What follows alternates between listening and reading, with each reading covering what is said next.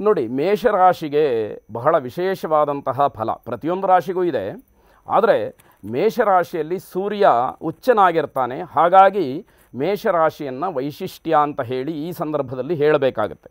ಈ ವರ್ಷ ಮೊದಲ 3 ತಿಂಗಳು ಮೇಷರಾಶಿಯವರಿಗೆ, ಅಂದರೆ ಜನವರಿ, ಫೆಬ್ರವರಿ, ಮಾರ್ಚ್ ಕೊನೆಯವರೆಗೆ ಶನಿ 11ನೆಯ ಮನೆಯಲ್ಲಿ ಸ್ಥಿತನಾಗಿರ್ತಾನೆ. ಅದರಿಂದ ಅವರ ಆರೋಗ್ಯದಲ್ಲಿ ಉತ್ತಮವಾಗಿರುತ್ತೆ. ನಾವು ಒಟ್ಟಾರೆ ಹೇಳುವಾಗ ಆರೋಗ್ಯ ಸಮಸ್ಯೆ ಇದೆ ಅಂತ ಹೇಳ್ತೀವಿ. ಆದರೆ ಇಲ್ಲಿ ವೈಯಕ್ತಿಕವಾಗಿ ತಗೊಂಡಾಗ ಮೊದಲ 3 ತಿಂಗಳಲ್ಲಿ ಆರೋಗ್ಯ ಅವರದ್ದು ಚೆನ್ನಾಗಿರುತ್ತೆ. ಮೇ ತಿಂಗಳಿನಲ್ಲಿ ಮಾತೆಯರಿಗೆ, ಅಂದರೆ ಮಹಿಳೆಯರಿಗೆ ಮನಸ್ಥಿತಿಯಲ್ಲಿ ಸ್ವಲ್ಪ ಬದಲಾವಣೆ ಆಗುತ್ತೆ. ಯಾವುದ್ಯಾವುದೋ ನಿರ್ಧಾರಗಳನ್ನು ಮಾಡಿ ತೊಂದರೆಗೆ ಸಿಗಹಾಕ್ಕೊಳ್ತಾರೆ ಅಂತ ಇಲ್ಲಿ ಗಮನಿಸಬೇಕಾದಂಥದ್ದು. ಮಾರ್ಚ್ 29 ನಂತರದಲ್ಲಿ ಶನಿ ಬದಲಾವಣೆ ಆಗುತ್ತೆ. ಆ ಶನಿಯ ಬದಲಾವಣೆಯಿಂದ ಒಂದಷ್ಟು ಬೆಳವಣಿಗೆಗಳಾಗತ್ತೆ, ಚೆನ್ನಾಗಿರ್ತಕ್ಕಂಥದ್ದು ಒಂದಷ್ಟು ಕುಂಠಿತವಾಗತ್ತೆ ಅನ್ನುವಂಥದ್ದನ್ನು ಗಮನಿಸಬೇಕಾಗತ್ತೆ.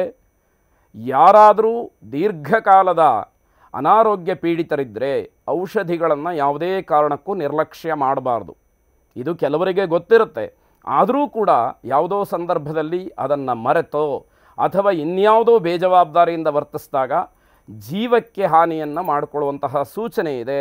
ಅದಕ್ಕೆ ಅವಕಾಶಗಳು ಬೇಡ ಅನ್ನುವಂತಹ ಕಳಕಳಿ ಇಲ್ಲಿದಾಗಿರ್ತಕ್ಕಂಥದ್ದು. ಜುಲೈ ತಿಂಗಳಿನಲ್ಲಿ ಶನಿ ಮತ್ತೆ ಹಿಂದಕ್ಕೆ ಬರ್ತಾನೆ. ಅವನ ಗಮನ ಹಿಂತಿರುಗಿ ನೋಡುವಾಗ ಒಂದಷ್ಟು ಶಾರೀರಿಕವಾದಂತಹ ದೌರ್ಬಲ್ಯ, ನಿದ್ರಾಹೀನತೆ, ಇದರಿಂದ ಆರೋಗ್ಯದಲ್ಲಿ ಸಮಸ್ಯೆಗಳು ಕಾಣುವಂಥದ್ದಿರುತ್ತೆ.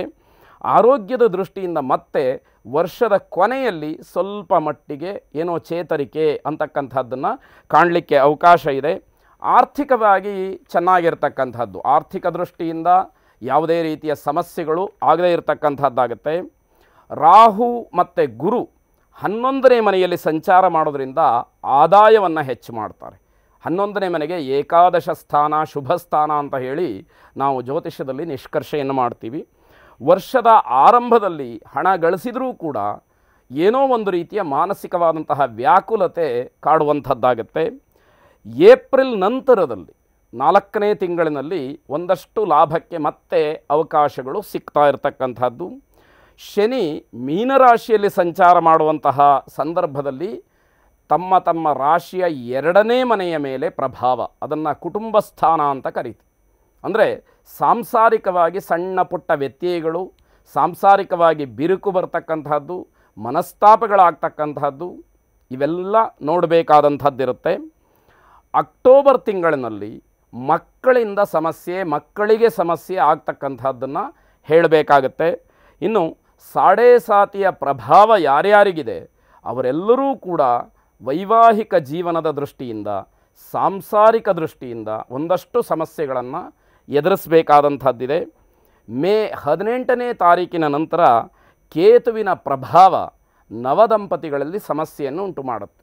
ಇಷ್ಟು ಒಟ್ಟಾರೆ ಫಲವನ್ನು ಅವರವರ ಜಾತಕ, ರಾಶಿ ಇವೆಲ್ಲವನ್ನು ನೋಡಿದಾಗ ಮೇಷರಾಶಿಯವರಿಗೆ ಇರತಕ್ಕಂತಹ ಒಂದು ವಿಶೇಷವಾದಂತಹ ಫಲವಾಗಿರುತ್ತೆ. ಆಂಜನೇಯನನ್ನು, ಶ್ರೀರಾಮಚಂದ್ರನನ್ನು ವಿಶೇಷವಾಗಿ ಆರಾಧನೆ ಮಾಡಿ ಇರತಕ್ಕಂತಹ ಎಲ್ಲ ದುಗುಡಗಳನ್ನು ದೂರ ಮಾಡಿಕೊಳ್ಳಿ. ಶುಭವಾಗಿ.